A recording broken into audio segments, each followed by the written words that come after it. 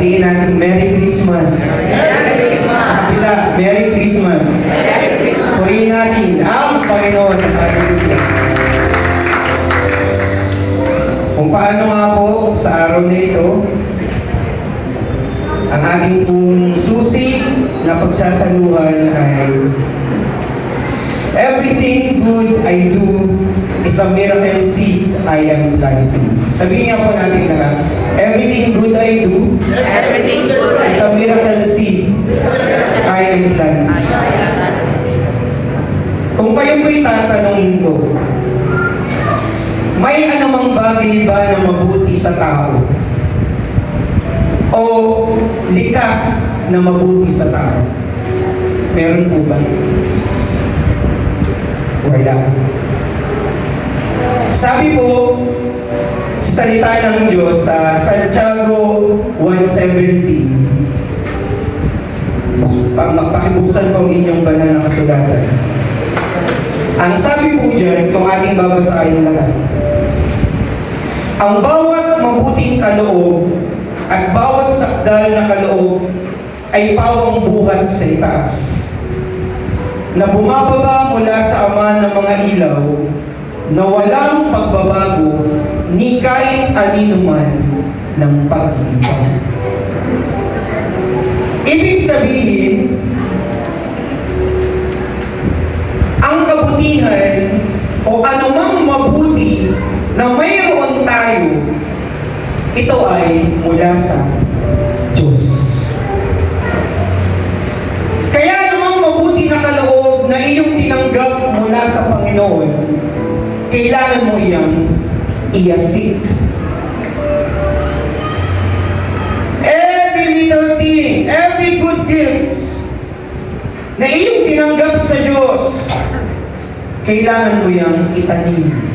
Kailangan mo iyang iyasik. Tandaan niyo mga kapatid, anumang mabuting bagay na iyong iniyasik sa tao, anumang mabuting bagay na iyong iniyasik sa kaharian ng Diyos, ito ay babalik sa iyo. Ibabalik iyan ng Diyos sa iyo. Kahit masama, maaari yan. Pag ang masama ang iyong iniyasik, babalik din yan sa iyo. Sabi sa Galatia 6:7, huwag kayong padaya. Ang Diyos ay hindi napabibiro. Sapagkat ang lahat na iniyasik ng tao ay siya namang aanihin niya. Whatever you sow, you shall reap. Kaya anong ating iyasik? Ang mabuting bagay. Itong mga mabuting binhi na inyong iniyasik o iyasik, ito ay para sa iyong himala, para sa iyong pagpapala. Hindi lang ito para sa iyo, kahit sa mga taong nakapaligid sa iyo o maging sa iyong sarili pamilya. Ano ba yung seed? Ano ba yung good? Isipin niyo lahat ng mabuting bagay na inyong nalalaman. Ilang halimbawa po ng mabuting binhi ay ang pagngiti sa inyong kapatid. Ayan. Hindi nga po, ngitian niyo ang inyong kapatid. Kasi alam niyo, hindi niyo alam, baka may pinagdadaanan yung taong yun. At sa inyong pagngiti sa kanya, ay napapawi yung pagsisimple, kapatid, kumusta ka? Mahal ka ng Diyos.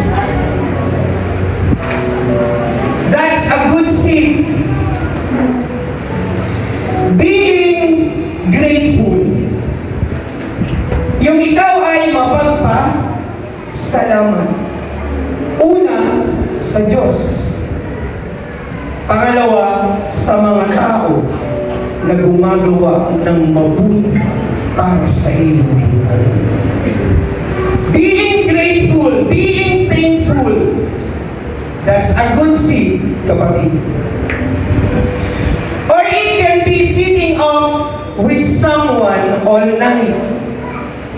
Yung nakaupo ka, habang pinakikinggan mo, inuunawa mo, lahat tayo may issues, tama? Pinakikinggan mo yung rants ng iyong kapatid. Inuunawa mo siya. That's a good seed. It can be helping someone in distress. Yung mga tao na gulong-gulo yung isip, hindi alam ang gagawin, tinutulungan mo, that's a good seed. Pinapakain mo ang iyong mga kapatid, ang mga kapatiran, that's also a good seed. Or it can be giving money. Yeah. You set someone in your place. Ikaw ay helper ng church. Not only your tithes and your offering. May prompting sa iyo ng Holy Spirit. Bigyan mo yung kapatid mo ngayon. Nangangailangan, ano nga ang pangangailangan niya? That's a good seed. Your talent. Pag-awit, pagtugtog, pagluluto, paglilinis, karunungan mo na ibinabahagi mo, pinagagamit mo sa Diyos. It's a seed. A miracle seed na iyong inihasik. Sumunod ay ang respeto. Are you a respectful person? That's a good seed.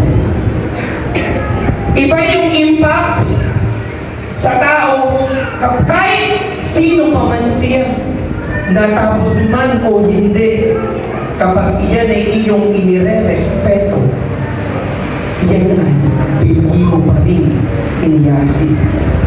Lalo na kung inire-respeto mo, iniibig mo ang iyong leaders, ang iyong kapatid sa pananampalataya. Love that you give, that you share. Kahit yung tao yun ay unlovable, minamahal mo pa rin siya, inuunawa mo pa rin siya. That's a seed. A miracle seed you are planting. Doing your responsibility in the church. Kahit hindi ka nautusan, mga kabataan, alam niyo na yung ginagawa niyo. Good seed yan. Panginoon ang nalulugon sa ginagawa niyo yan. Pagmamalasakit sa church. Ano? Yung paglilinis. Kaya praise the Lord kasi sa kinagatan, Sister Jennifer po ang nagme-maintain ng aming altar sa church. Sister Jennifer, that is your miracle seed that you are planting in God's kingdom.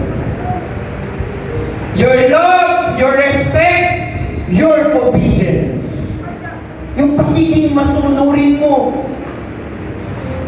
May kusang loob for the ministry, for your leader, and most of all, to God. Kaya lahat ng naiisip mong mabuti,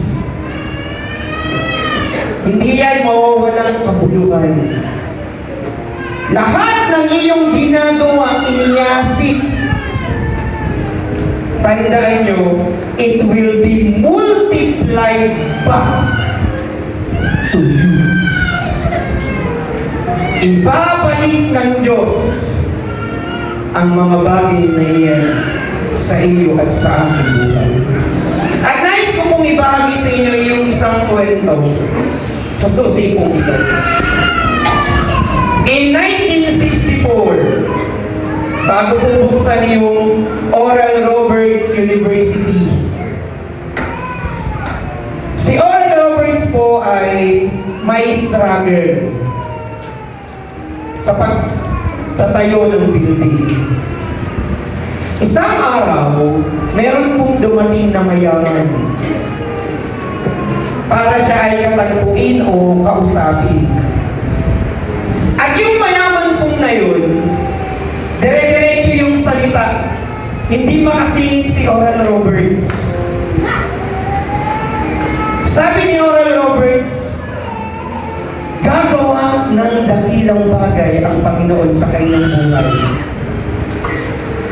Iniisip niya yung lalaking yun yung magiging sagot.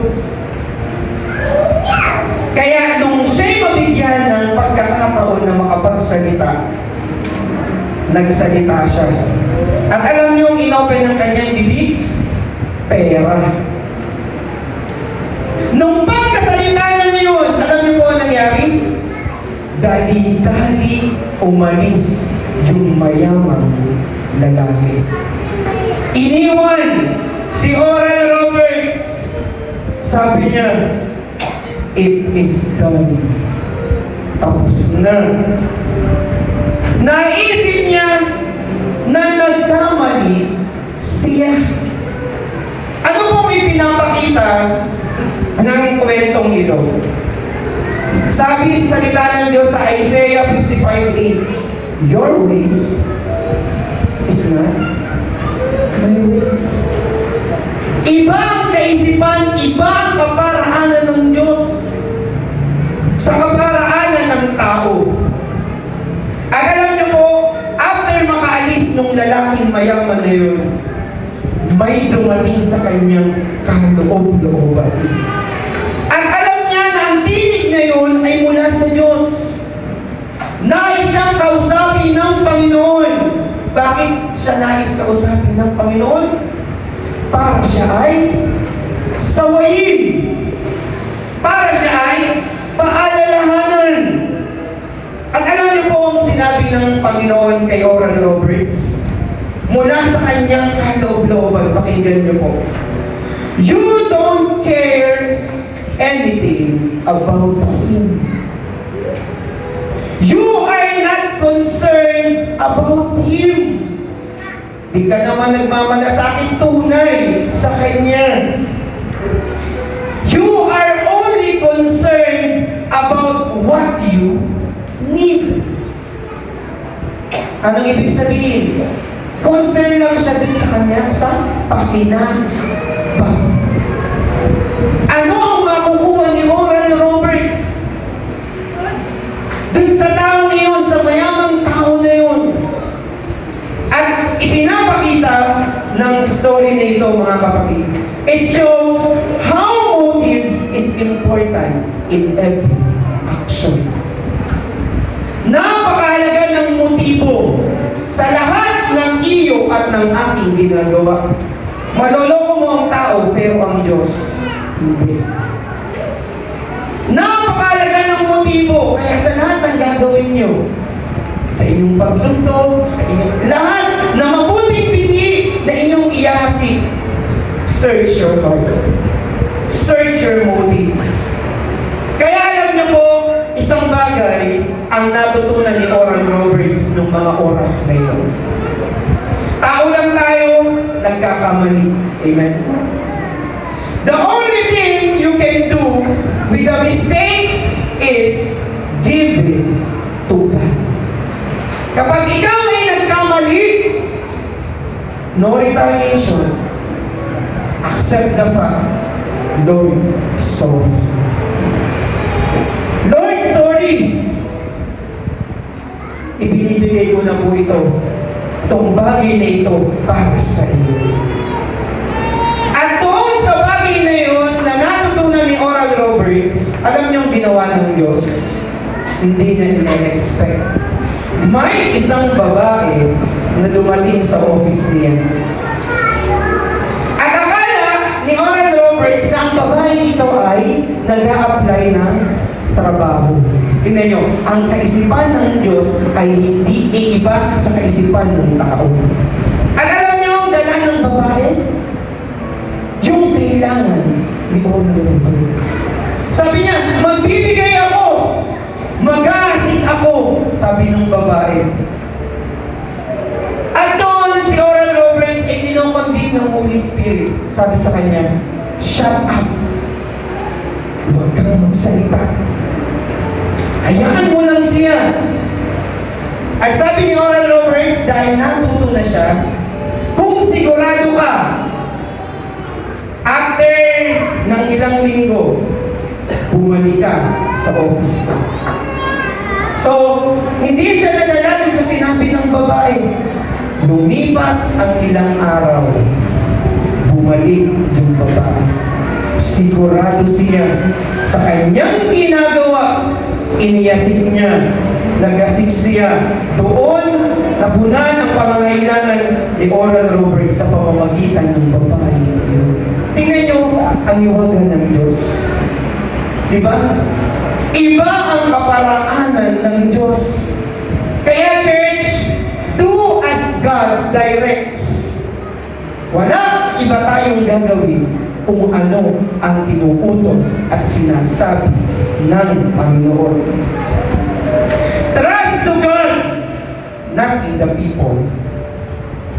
Ang tao, pag nagtiwala ka dyan, pag nalimitaan yan, diba? Pwedeng sumama ang loob mo. Pwede kang maghinanakit. Baka pag ang kapatid mo ay hindi na nakapagbibigay, nagbago na siya. Sumama na ang ugali ng kapatid kong iyan. Diba? Kaya sumbay ng tao na nagtitiwala sa kanyang kapwa tao. Do not lean. Do not trust in the people. Magtiwala ka sa gagawin, kakayahan ng Diyos sa iyo at sa aking buhay. Oral Roberts made a mistake, a bad word. But remember, there was a seed of unequal benefit that was even greater than the one he lost. There was a seed of unequal benefit. Kung may nawala, syempre, may ibabalik ang Diyos. Higit doon sa bagay na yun. Kaya, mga kapatid, isang paalala ng Diyos sa ating mga buhay, in everything you do it with the right motives. Do it everything for the Lord. Hindi para sa tao. Lord, ito'y para sa iyo. Lahat ng iyong ginagawa, do it for the Lord. Amen? And in everything you do, give God your best. Sabi mo sa iyong katabi, in everything you do, give God your best. At kapag ibinigay mo yung the best for the Lord, then ask God for His best. Makakapag-demand ka for the Lord. Kaya, kapatid, church, remember, positive actions would yield divine blessing and miracles in return. Kaya ang lahat ng inyong ginagawa, mabuting ginagawa, yan ay binhi na inyong iniyakasik in the kingdom. Magkasikap kung saan tutubo, lalago, lalaki. Amen? Kaya nga po, sabihin natin, ang susi, everything good I do is a miracle seed I am planting.